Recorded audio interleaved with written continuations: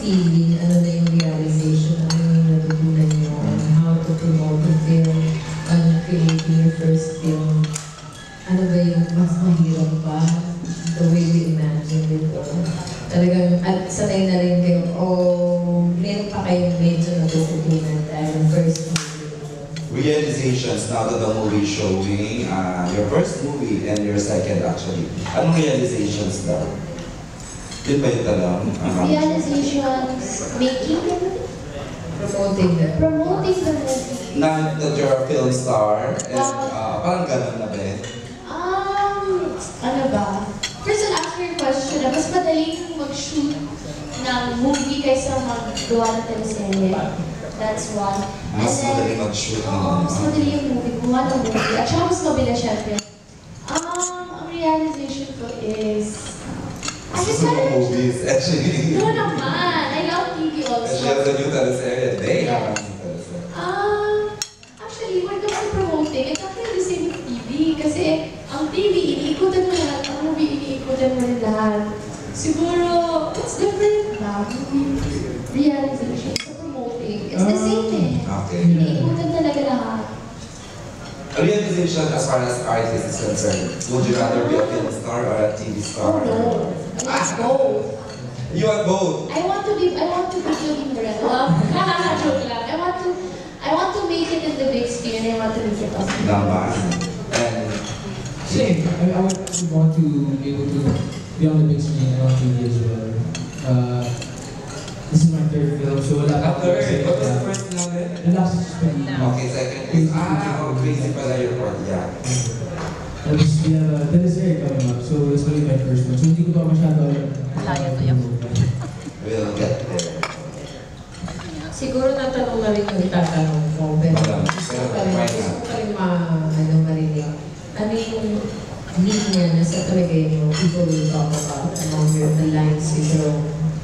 Sa pelikula. Ako, I have a personal favorite.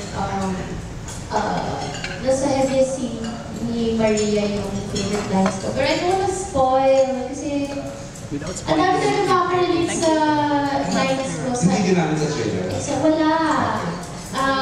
Very relatable. Kasi kahit ako naka-relate. Crazy. Pero, ako nga, hindi ko masasabi.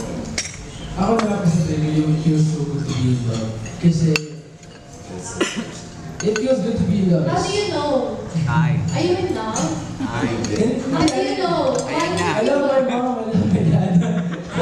Namiss naman niya yung barkada niya sa LA eh. Di ba nag-post ng miss na niya yung barkada niya sa LA. Hindi, syempre nakakamiss naman din yung mga friends ko yung sa LA. Saka yung school ko. So, pero, love din naman. Pero, diba, it feels good to be in love knowing that the person that you love loves you as well.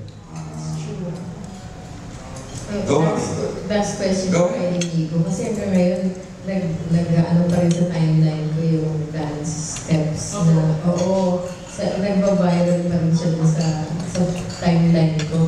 Do you plan to do something about organizing a group for that, or a series, or a show on YouTube? Siguro po sa YouTube, pero yeah, that would be, I never thought about that, but you gave me an idea. I might do that. That would be really cool to get, kasi yung kasama ko din, actually yung mga kasama ko, mga RM ko.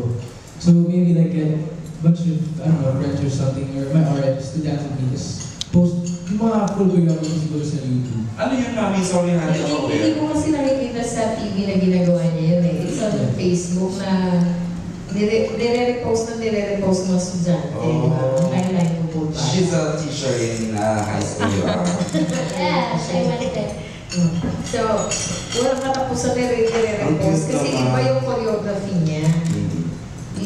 Ibang levels. So, namimiss mo si him nagawin yun Tingin ko yung gusto ng mga bata. Kasi nire-repost nila ng nire-repost. Gusto nilang gayahin. Sabi ko nga, he needs to be posting para makita na kunyari ng ASAP, ng production ng ASAP. Kung gano'n siya magaling, para hindi siya pinapasayaw yung typical TV bopper sayaw. Kasi he can dance talaga. Iba yung choreography niya. Paano? Kaya naman. Sama Yes, mag-request Other na. than me, if you do it as well. I don't know how much. Pero Have you seen it, Jude? I've seen all naman.